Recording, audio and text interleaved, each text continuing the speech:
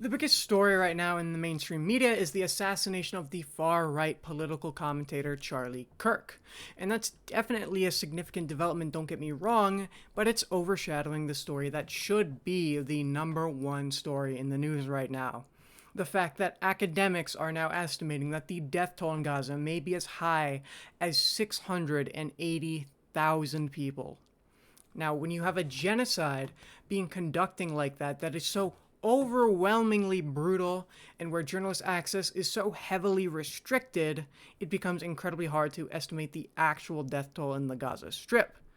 That's why the Lancet study conducted in July of 2024 concluded that the death toll in the Gaza Strip was most likely over 186,000 people, because of the sheer scale of destruction of infrastructure that made counting the death toll accurately next to impossible, and because indirect deaths also need to be taken into account. That same Lancet study projected that the death toll from violent deaths alone would exceed 136,000 people by the end of April of 2025.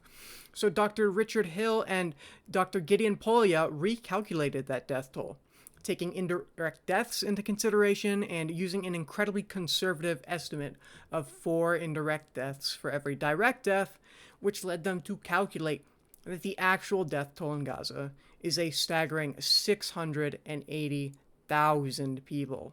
That number includes a horrific 479,000 children massacred. The media and the American and Israeli propaganda apparatus have done their damnedest to obfuscate the truth. The simple fact that the Israeli apartheid regime is committing a Holocaust in Gaza.